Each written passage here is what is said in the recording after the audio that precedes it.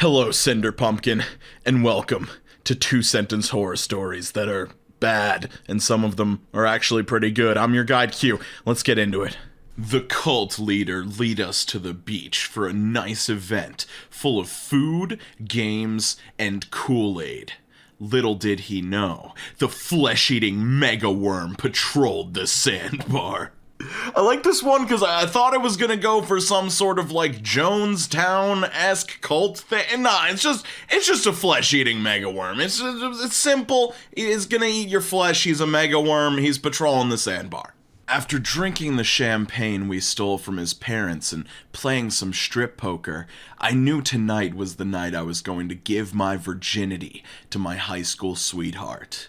I lovingly cradle his head and reassure him with soft coos as my proboscis patiently penetrates his peritoneum, probing instinctively, hungry for his sperm. I enjoy the concept of, like, a person that's secretly some sort of praying mantis or something, but once you talk about proboscis's patiently penetrated peritoneum, it loses me somehow. I wanted to go straight back into the hell I just crawled out of when I saw who was waiting for me at the front door of the slaughterhouse. And that's it. That's just a one-sentence horror story. I guess the mystery, it's mysterious. Who is waiting? Why do you want to go in? We'll never know. My family and friends gather around me one last time around my deathbed, a device in their hands.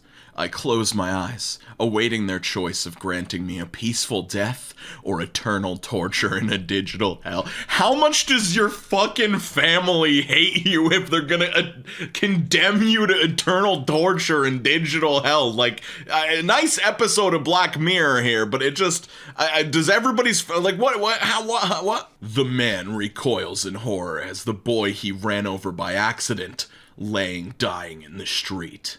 Death was supposed to be a thing of the past, so why is it starting up again?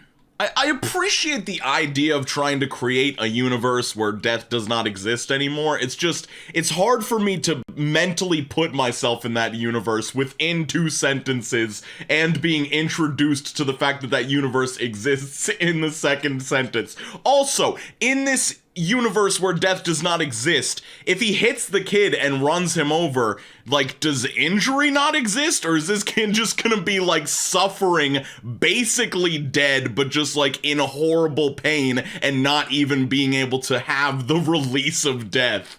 They had caught it in the open waters, and its body shimmered with prismatic colors that seemed to change like the live wallpaper on a phone. So of course, little Billy brought it home to keep it in his new fish tank. By the evening, all the news channels were playing the same grainy security camera footage from the backyard where 3 tentacles pounced on a woman, dragging her back into the house. This is just way too long. Like, okay, I get it. Fish, prismatic colors. You can cut off the description there. You don't need to compare it to a live wallpaper on a phone. News channels, grimy security footage, pouncing. It's too much going on. When I was little, our family dog passed away, so my parents told me that he went to live on a farm. I still don't know how to tell them that he's been in a storage container in my closet the whole time. With this one, I just really like to imagine that there is actually a rotting dog corpse in this kid's closet, and his parents are just like, oh, those teenage boys in their smelly rooms, what are you gonna do? Like, what the fuck? As I sat quietly reading my book on the train, everything started to go foggy. I looked up and was face to face with someone in a gas mask.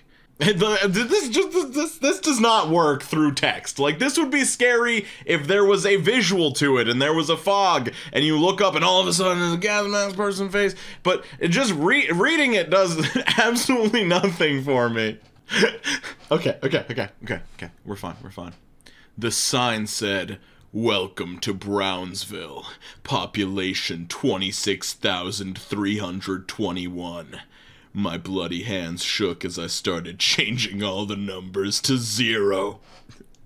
I won't lie, guys. This is definitely me after I killed 26,321 people and then go over to the sign just to make sure that there's an accurate population counter on the town sign. You know, you don't want to leave things unfinished. I stumbled into bed, climbed in, put my head on the cushion, and began to peacefully drift off to sleep. I'll return it to the mortuary next week, I thought before falling asleep. What the fuck is this story? You slept in a coffin? Is this spooky, scary? Is the idea of being around a coffin is now a horror story? Or is it the theft that's supposed to be? I don't know. I do not know. I hate the fact that since I'm just like scrolling through the subreddit, every time I see a promoted post, I instinctively read it in the creepy voice in my head. So it's just like, get the hair you want by giving it exactly what it needs. We create customized hair care routines based on 85 factors. Prose isn't just made for you. It's made with you. What the fuck? That's actually kind of creepy on its own. Like, what the fuck are you doing, Prose? This isn't just a hair care product. It's a data collection tool. That's very exciting, Prose. The zipper was a tad sticky, barely able to travel the length of the chest. Smiling to himself, the Amazon worker packs the bag into the shipping box, crackling the boning of the bag, ensuring the lovingly sourced child torso bag would find its way to a new home. Fucking what the? Just like this person was just, what's scary? What the fuck is scary? I need an idea for something creepy. Child torso bag. I got it. Child torso bag, dude. The crowd watched as the wrecking ball swung towards the old condemned house. Imagine their surprise as the ball bounced off the brick side, then their horror as it landed on the operator's cabin. I don't know, this one's actually pretty good in my opinion. Only 8 upvotes after 17 hours. I think it deserves more. Like, maybe it's not perfectly written, but I think the concept is great. Like, people watch demolitions all the time, and it's just like this giant building getting knocked down. Like, something can totally go wrong, and just the idea of, like, watching helplessly as the thing swings into the eye, it's creepy to me. I don't know. After practicing as a surgical resident for years now, I'm finally able to call myself a surgeon. Sadly, my family will not be able to attend the celebration, as I was self-educated. Alright, so I don't find this one to be particularly good. Don't know why it got 5.3 thousand upvotes, but, like, I do like to imagine this person, like, getting hired at a hospital, and the person reviewing them is just, like, looking at the crime scene photos of the family murder, and they're like, oh yeah, dude, the amputations on your father are absolutely perfect. You can see the improvement from the dismemberments you did on your little sister to your father's dismemberments. It's very clear and impressive. If you don't forward this to everyone you know, you would be murdered by Axie Alex. I laughed at the pathetic chainmail and was just about to delete it when I heard a rusty scraping of an axe against my front door. Muscles, bones, organs, all separated from each other and spread around the room, as though someone were systematically disassembling a human body. It was the worst thing I'd ever witnessed. Until I watched it take a breath. So normally, dismemberment, blood guts, none of this shit gets to me, but the idea of a bunch of different human body parts all simultaneously going through, like, the normal motion they would make when they breathed, it creeps me out. This is effective. This is affecting me in actual creepy ways. Good job, Outside Normal. I'm very proud of you. Shoot her! I'm your real mother. Silly mommy. This shotgun has 2 shells in it. Like, if there were, like, a universe that all of the two-sentence horror stories existed within, in that universe, every single person is just a murderer. Like, I wouldn't be surprised if this story went further and the real mother was just like, I also have a gun, and shoots everybody in the situation. Like, everybody is just ready to kill people. Everybody's a murderer. It's just, that's all it is. With years of experience as an executioner, I've come to learn that the fear of death diminishes with age. But that had not been the case after seeing my family's terror-stricken expressions on their faces as I beheaded them.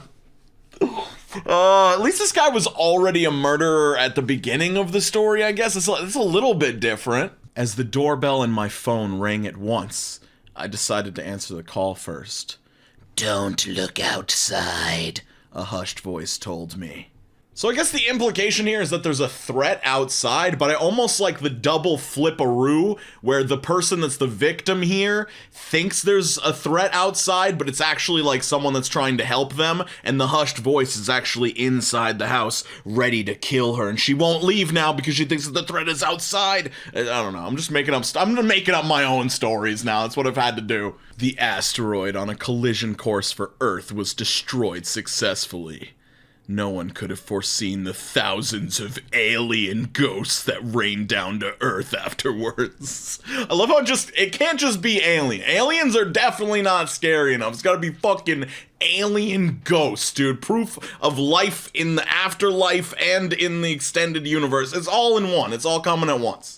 Hey, if you want more sort of funny horror content, I have an entire playlist for it. It'll pop up in the top right corner of your screen. If you want more content from me, I've actually been streaming on Twitch a ton. I'm going to be doing that tonight at like 8:30 p.m. Eastern time. So if you're interested, come check it out. And if you can't make it tonight, drop a follow. This way you'll get notified anytime I go live, which I've been doing a pretty decent amount recently. So having said that, I'd like to give a major shout out to Hannah, Matthew Kendall, Caitlin, Beth the Dork, Ashton Jacobson, June, Mega Mander, Alicia, Catco, Kennedy DeSilvis, Tapey, Hyper Ninja Child, Jared D, Regrettable Stitches, Allison B, Fiona Fox, Kaya Bay, and Brittany, as well as everyone else you see on your screen for being top tier channel members. Appreciate y'all a lot. And yeah, I'll see you guys super soon. Skate on to the best of your abilities. Make sure you're drinking a sufficient amount of water. And yeah, peace out, Cub Scouts. Later.